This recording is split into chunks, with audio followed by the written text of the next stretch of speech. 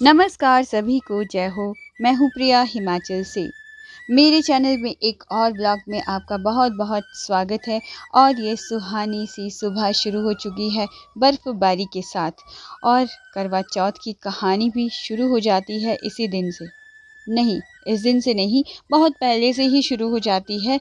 ये बर्फ़बारी तो हुई थी रात को 10 अक्टूबर के दिन, लेकिन 11 की सुबह हमने देखा कि जो पहाड़ हैं वो बिल्कुल सफ़ेद चादरों से भरे पड़े हैं। और ये है मेरी बुटीक से नज़ारा, क्योंकि अब कहानी है ना, तो कहानी तो बुटीक से ही चलेगी। तो ये बुटीक के बाहर का नज़ारा है, ये जाली वाली खिड़की है, वहाँ से मैं शूट कर रही हूँ क्योंकि इतना टाइम नहीं मिला बाहर जाके शूट कर पाऊँ, क्योंकि भाई मुझे देने हैं लोगों के सूट भी। तो करवा चौथ के दिन का इंतज़ार सभी सुहागनों को बहुत बेसब्री से रहता है। हमें भी रहता है, लेकिन एक सच्ची बात बताऊं कि हम बुटीक वाले ना हमेशा यही सोचते हैं कि काश एक दिन और मिल जाता, क्योंकि बहुत प्रेशर हो जाता है भाई। शुरू हो जाती है हमारी परेड, ज़्यादा से ज़्यादा सूट आ जाते हैं ना, जितना हमने टारगेट बनाया होता है हमेशा उससे ज़्यादा सूट आते हैं सिलने के लिए। क्योंकि एंड मोमेंट पे कुछ ऐसे लोग आते हैं जिन्हें हम मना कर ही नहीं पाते। वो नोन होते हैं तो उनको कैसे बोलेंगे, और कुछ तो अपने बच्चे भी होते हैं जो ऐसा लगता है कि नहीं, इन्होंने तो हमारे साथ बहुत हेल्प की है, तो हम कैसे इन्हें इस वक्त मना कर सकते हैं। ये हैं मेरे वो साथी जो कि मेरे इस काम में बहुत साथ निभाते हैं, यानी कि मेरी मशीनें और मेरे औजार हैं, कैंची इत्यादि। ये अभी मैं किसी का लाइनिंग वाला सूट बनाने जा रही हूँ। और ये वाला जो सूट है ना, इनके 2 सूट हैं मेरे पास, तो बस अब यही बचे हैं। बाकी जो काम है सभी का वो मैं करके दे चुकी हूँ। अभी ये वाला सूट जब रेडी हो जाएगा ना, उसके बाद अपना कुछ सोचूंगी। और मुझे वैसे लगता नहीं कि मेरा अपना हो पाएगा, और क्योंकि मेरे मदर इन लॉ का सूट भी इस बार मैं बना नहीं पाई। उसके सिर्फ 2 बाजू बचे थे लगाने को, जो कि मैं कर ही नहीं पाई। तो मम्मी ने बोला कोई बात नहीं, तू पहले सबका काम निकाल ले, उसके बाद देखी जाएगी, कोई बात नहीं। तो अभी देखिए ये वाला जो सूट है ना, इसमें क्योंकि फ्रंट साइड में कढ़ाई है, और जो ये पेपर लगाया रहता है उसके बिना कढ़ाई होती नहीं है, तो इसको निकालना पड़ता है। अगर इसे हम नहीं निकालेंगे तो जब इसे वॉशिंग मशीन या कैसे भी कस्टमर इसे धोएगा ना, तो पहली बार तो उसको सारा जो सूट है और जो बाकी मटेरियल भी साथ में भिगोया रहता है वो सारा का सारा वाइट हो जाता है।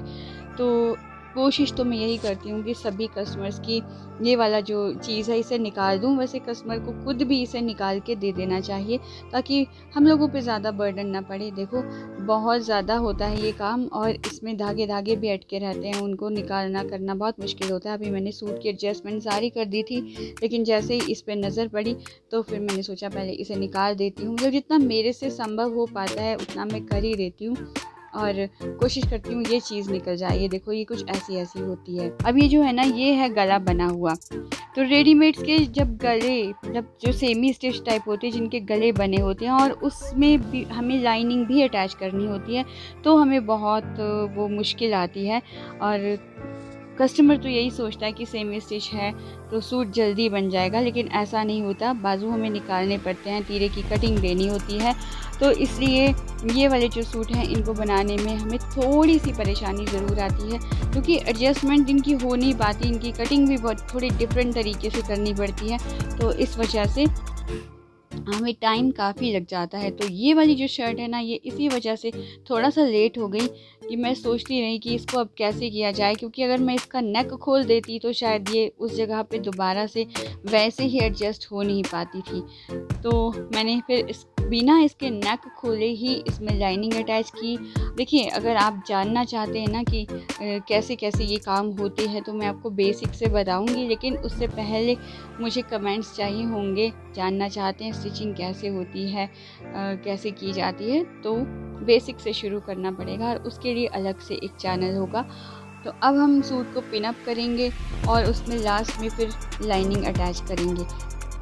जो लाइनिंग रहती है ना, वो साइड साइड से सिल देते हैं ना लोग, तो वो मैं नहीं सिलती हूँ। तो चलिए जल्दी से यहाँ से फिनिश करके चलते हैं अपनी मशीन के ऊपर, और हम इससे थोड़ा बहुत सिल लेते हैं, क्योंकि तीरा मुझे पहले सिलना पड़ेगा, लाइनिंग बाद में अटैच होगी। अभी मैं इसका मेज़रमेंट देख रही हूँ पूरा कहाँ तक है।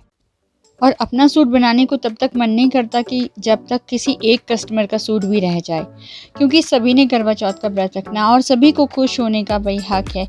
सभी को तो करवा चौथ के दिन ही सूट चाहिए होते हैं ना, तो फिर किसी को भी क्यों दुखी किया जाए। तो अगर काम ले लिया है तो फिर सबको टाइमली देना ही चाहिए। अपना रह जाए तो कोई बात नहीं, अपना फिर कुछ और करेंगे।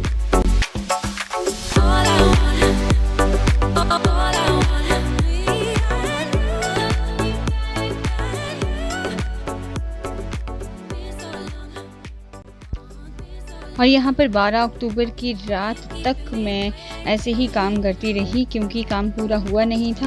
और अपने बारे में जो है ना वो कल सुबह ही सोचेंगे कि क्या करना है। अभी तक तो मैंने कुछ सोचा भी नहीं है, कुछ पता ही नहीं है कि कल मैंने व्रत रखना भी है कि नहीं।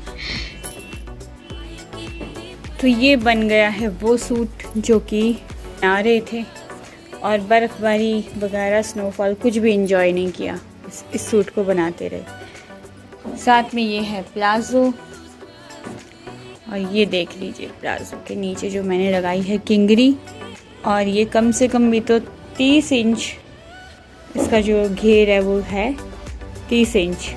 और सबसे बड़ी बात कि इस प्लाज़ो में कहीं पर भी जो जोड़ होता है ना, ये साइड में जोड़ आ जाता है एक यहाँ पर, वो नहीं है, कहीं नहीं आया।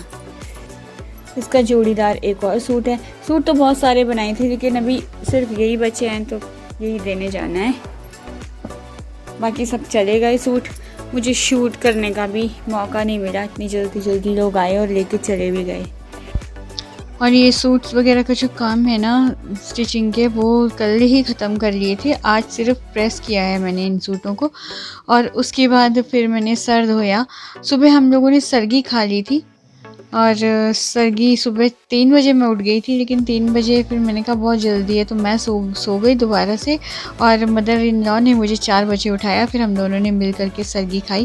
और ये जो चूड़ियाँ हैं ना, ये मैं लेकर आई थी मल्टी कलर की पहनने के लिए, लेकिन कोई सूट फिर मुझे अपने लिए बना नहीं पाई, तो फिर मैंने ये पुराना सूट निकाला और वही पहना। लेकिन इस सूट का क्या ना, मैं इसको ज़्यादा नहीं पहनती हूँ, तो इसलिए बहुत टाइम के बाद निकाल के पहना है तो अच्छा ही लग रहा था, मतलब नया ही लग रहा था। अभी मैं इस सूट के साथ की चूड़ियाँ जो ढूंढ रही हूँ, मतलब चूड़ा बनाना है, एक सेट बनाना है, तो वो सेट बना के फिर मैं पहनूँगी ये ब्लू और साथ में मैजेंटा कलर का ढूंढ करके। तो अभी मैं आपको थोड़ी देर में दिखाती हूँ। और सर धोया था, तो सर धोने के बाद अभी ये टॉवल भी इसीलिए रखा है क्योंकि गीला है सर बहुत ज़्यादा। अभी छत पे जाएंगे और फिर वहाँ पे जाके फिर मैं अपना सर सुखाऊंगी। पहले चूड़ा बना लेती हूँ। और ये बन चुका है यहाँ पे मेरा परफेक्ट वो चूड़ा, जो कि मुझे जैसा चाहिए था, जैसा कलर वैसा आ चुका है। और अब हम चलेंगे छत पर सुखाएंगे बाल। सोच रही थी कि ड्रायर से सुखा लूँ, लेकिन ड्रायर और धूप का तो कोई मुकाबला नहीं है। छत पे बहुत अच्छी कड़क धूप थी आज, तो इसलिए मैं छत पे आ गई ताकि हमें विटामिन डी भी मिल जाए और एनर्जी भी मिले बॉडी को। और अब देखिए ये है मेरा फाइनल लुक, जो कि सब मेहंदी वहंदी लगाने के बाद आया था, लेकिन उससे पहले भी कुछ हुआ है, वो मैं अभी आपको दिखाती हूँ। अभी जब मैं छत पर थी उसके बाद मैं नीचे गई जब, तो ये तो वैसे हस्बैंड ने शूट किया है, क्योंकि ऐसा शूट तो ना हम सेल्फी स्टिक से कर सकते हैं ना ही ट्राइपॉड से, तो थोड़ा सा हस्बैंड का योगदान रहा आज के शूट में। तो चलिए अब चलते हैं हम फ्लैशबैक में फिर से, क्योंकि कहानी है कहानी की तरह ही चलेगी। तो पहले जब मैं छत पर थी, उसके बाद जब मैं नीचे उतरी, तो फिर क्या क्या हुआ। चलो अब नीचे चलते हैं। मम्मी को ना अभी तक मैंने सुहागी नहीं दी है। ये है मेरी स्वीट मदर इन लॉ, इनको भी मैंने देनी है सुहागी। तो यहाँ पे अभी मैं मम्मी को सुहागी दे रही हूँ, जो कि मैं शाम को नहीं दे पाई थी क्योंकि काम कर रही थी सूट वगैरह का। तो कहते हैं सुई और सिलाई को हाथ नहीं लगाते हैं मेनली जब हम सुहागी देते हैं। तो मम्मी यहाँ पूछ रहे थे कि ये क्या कर रही है, क्योंकि इधर मैंने ट्राइपॉड लगाया था और उसमें शूट हो रहा था। तो मम्मी को फिर मैंने बता रही थी कि जो अक्सर मैं शूट करती हूँ ये वही है, और मम्मी बड़े खुश हो रहे थे। और बिटिया रानी भी पहुंच चुकी है यहाँ पर, छोटी सी लड़की है, ये मेरे को मेहंदी लगाने के लिए आई है। वैसे हर साल मैं मेहंदी खुद को खुद ही लगाती थी, एक ही हाथ में लगाती थी, बस उसी से काम चला लेती थी क्योंकि टाइम इतना होता नहीं था, सब लोगों के कपड़े सिलने होते थे और हम लोगों की शॉप थी।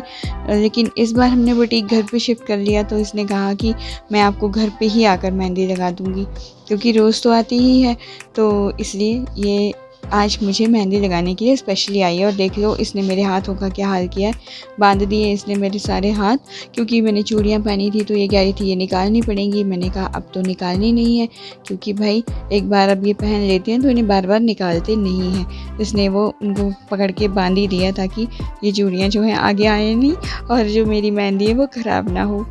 तो देखो ये दिमाग वाली बात होती है। और ऐसा नहीं है कि ये लड़की सिर्फ मेहंदी ही लगाती है, इसमें बहुत सारे गुण हैं, आगे आगे आपको अभी धीरे धीरे पता चल ही जाएगा।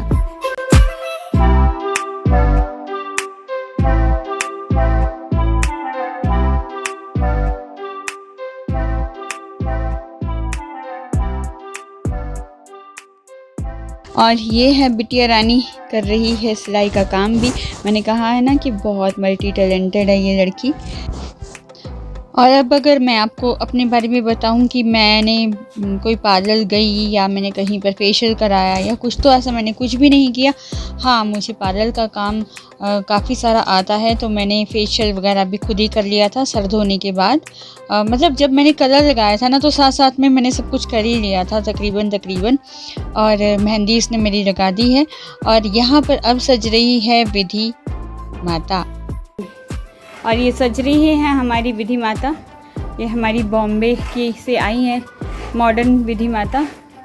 अब हम इनको सुंदर सुंदर बनाएंगे और फिर हम करेंगे इनकी कथा।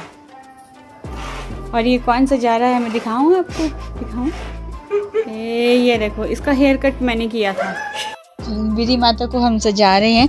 और ये है मेरी बेटी जो कि हर बार यही सजाती है, तो अब ये लेके बैठ गई है और ये कह रही है कि अभी मैं सजाऊंगी माता को। और इसने अपनी बार्बी डॉल निकाल ली है। तो मैं हंस रही थी कि ये बॉम्बे से जो आई है ये विधि माता मॉडर्न वाली है क्योंकि इसके थोड़े जो ड्रेस है वो चेंज करनी पड़ी। रेड कलर की जो चुन्नी है वो पहनाई जा रही है, तो इसलिए हमने बहुत हंसी डाली हुई थी इस वक्त। और ये सब देख करके ना कोको बड़ी कॉन्शियस होगी। उसको ये लग रहा था कि पता नहीं उससे भी छोटा बच्चा कोई आ गया घर में और हम लोग बस उसी के साथ लगे हैं। और इस बीच मैंने जो बांटने वाली सुहागियाँ होती हैं ना वो बना ली थी। मैं क्या करती हूँ ना कि मैं साइज़ देख करके बनाती हूँ कि हाथ का क्या साइज़ है, तो उसी हिसाब से फिर वो जो चूड़ी है ना वो देती हूँ सामने वाले को। और ये देखो हमारी विधि माता रेडी हो चुकी हैं। अब हम इनको लेकर जाएंगे वहाँ मंदिर में और बिठाएंगे, तो वहाँ पर हम फिर पूजा करेंगे, इनकी कथा करेंगे।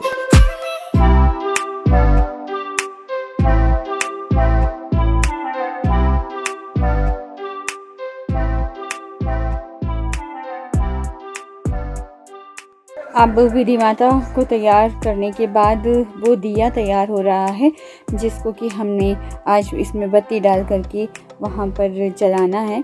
और जिस वक्त हम कथा करेंगे, पूजा करेंगे, तो कथा तो मैंने ही करवानी है। तो ये दिया बना रही हूँ आटे के पेड़े का। तो ये दिया मेहंदी वाले हाथों से ही मैंने बना लिया था। मेहंदी अभी सूखी नहीं थी, तो जो थोड़ी थोड़ी जो सूख भी जा रही थी वो ना इसमें लग जा रही थी। बट कोई बात नहीं, दिया बनाना था। इस दिए को धूप में रखा थोड़ी देर के लिए और ये थोड़ा सा कड़क हो गया। अभी तो ये नरम है ना, तो इसको थोड़ा सा कड़क करना है भाई। ये थोड़ा जब वैसा हो जाए कि टिके, वरना सभी ने दिया बनाने की कोशिश कर ली, मम्मी ने भी, इन्होंने भी, लेकिन कोई भी ना इस तरह का दिया नहीं बना पा रहा था कि उसकी जो वॉल्स हैं वो टिकें, क्योंकि इसके जो दीवारें हैं ना, ये वॉल्स ये सारी गिर जा रही थी बार बार नीचे को। हाँ, मेहंदी देख लीजिए कैसी लगी है मेरी।